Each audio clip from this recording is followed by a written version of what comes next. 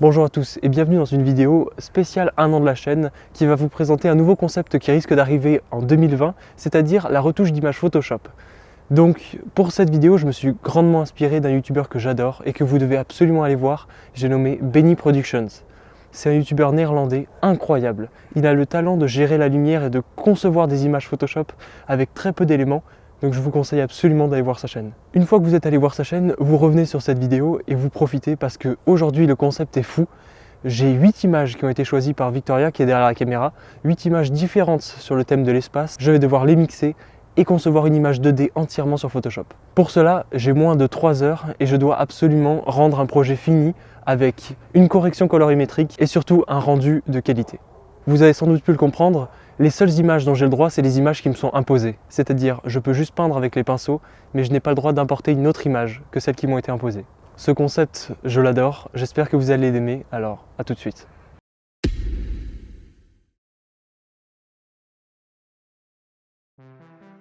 Bon alors là, comme vous pouvez voir, du coup je découpe les éléments. C'est important pour pouvoir tous les incruster et pour pouvoir tous bien les agencer, de les découper pour ensuite les mettre sur une seule et même image. Donc là pour l'instant, ce que je fais, c'est que je découpe vraiment les éléments pour essayer de les placer. Le but, c'est de créer une sorte de maquette qui permettra plus tard d'agencer bien les éléments pour voir à peu près à quoi va ressembler notre image globale. On fait bien sûr ça avant de régler les lumières, les ombres, tout ça. Donc là pour l'instant, j'agence tous les éléments. Donc vous voyez, j'ajoute un petit peu un élément de chaque image afin de respecter la consigne, sans pour autant les mettre tous dans toute la place. C'est-à-dire ils ne prennent pas tous la même place. Comme ça je peux jouer avec les perspectives sans pour autant faire une sorte de collage. Donc comme vous pouvez le voir, j'ai placé l'astronaute qui sera à peu près mon personnage principal. Et là j'hésite à mettre le satellite comme personnage principal lui aussi à part entière. Après je me rends compte que peut-être l'agencement est pas très clair si les uns et les autres se superposent. Donc là j'essaye de détourer chacun des éléments parce qu'il me semble important de pouvoir mettre tous les éléments principaux, toutes les photos d'abord, avant de tout bien agencer, même si pour le moment j'ai quand même commencé à créer une sorte d'image bêta qui me permettra de plus tard m'améliorer et essayer de voir comment sera conçue l'image.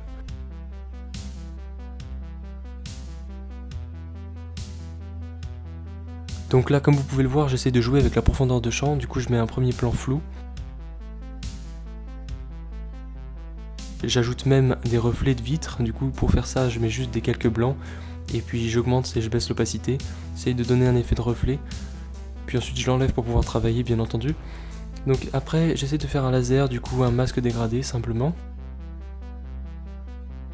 Puis ensuite vraiment ça va juste être du travail sur la lumière. Dans mon cas je suis parti du principe que la lumière arrivait par la droite et que du coup les zones à gauche seraient dans l'ombre. Et du coup j'ai vraiment essayé de bosser la lumière dans ce sens là.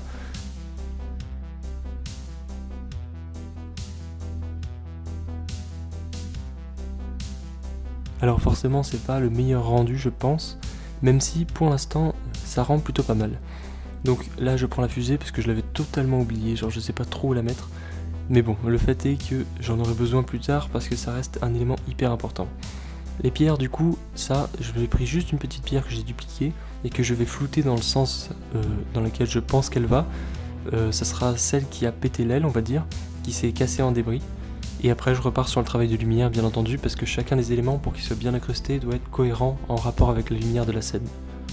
Donc jouer avec les ombres et la lumière. Pour tout vous dire c'est la première scène où je bosse vraiment l'ombre et la lumière, donc c'est pour ça qu'il y a quand même des fois quelques incohérences.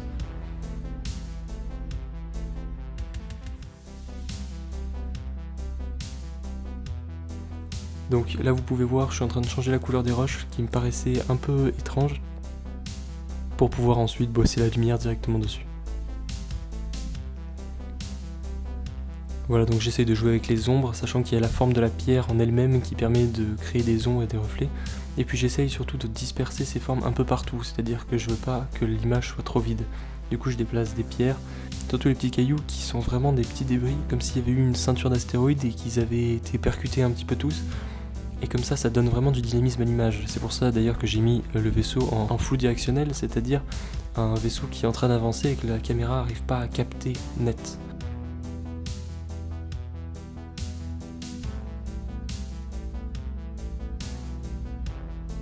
Donc là pour la terre j'avais oublié de la rajouter, du coup je l'ai rajouté un peu après. Je voulais finalement donner un peu plus de profondeur et de profondeur de champ et de perspective à l'image, c'est-à-dire elle va supplanter en fond et ça nous permet de situer. Alors j'avoue géographiquement on s'en fout un peu parce que la Terre et Jupiter c'est vraiment pas à côté. Du coup là je duplique l'astronaute et je le mets en petit. Vous ne le verrez pas sur l'image, vous aurez l'impression que c'est un caillou parce que j'ai ajouté du flou à la fin. Le fait est qu'il est là. Donc là j'ai un peu train l'explosion, donc j'avais envie de donner un effet un peu explosif sur la fusée pour ajouter quelque chose, ajouter du mouvement dans l'image. Donc je me suis testé à ça, et du coup ben voilà, c'est l'astéroïde qui percute la fusée. Ça sera discret, et normalement c'est le but, c'est pour donner un peu plus de mouvement, un peu plus de couleur à l'image. Voilà, donc là je rajoute des pierres, hein, c'est hyper important d'ajouter du mouvement et ajouter surtout des éléments pour pas que l'image soit trop vide. Le deuxième vaisseau, oui en effet, parce que j'ai trouvé que le haut était un peu vide et qu'un seul vaisseau c'était bizarre. Donc là je joue bien avec la perspective et je réduis les canons. Ah oui, élément important, la lumière du projecteur qui vient éclairer l'arrière du vaisseau. Parce que les propulsions font une lumière rouge et du coup qui doivent se projeter sur le vaisseau. La fusée ça m'a un peu posé problème parce qu'elle était déjà super éclairée par le dessus, du coup j'ai essayé de l'assombrir. Bon, le fait est que c'était difficile de l'assombrir, alors bon j'ai fait avec les moyens du bord et ça rend pas trop mal. Ensuite on disperse les petits cailloux, on fait bien attention que la lumière sur les gros cailloux soit vraiment bonne. Donc là vraiment je fais ça basique et on retouche les couleurs avec l'outil filtre RAW. Et voilà, donc c'est toute une correction colorimétrique et puis voilà, vous avez une image finie.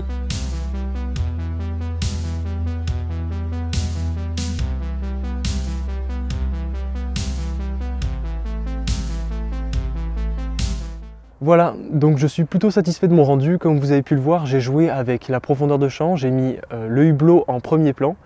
Donc ça donne un peu un aspect comme si on était dedans. J'ai essayé de faire le reflet de la glace, donc j'ai essayé de m'appliquer et de tester de nouvelles choses, parce que c'est avant tout ça, cette série, tester de nouvelles choses et s'améliorer dans le graphisme. Alors j'espère que ça vous a plu.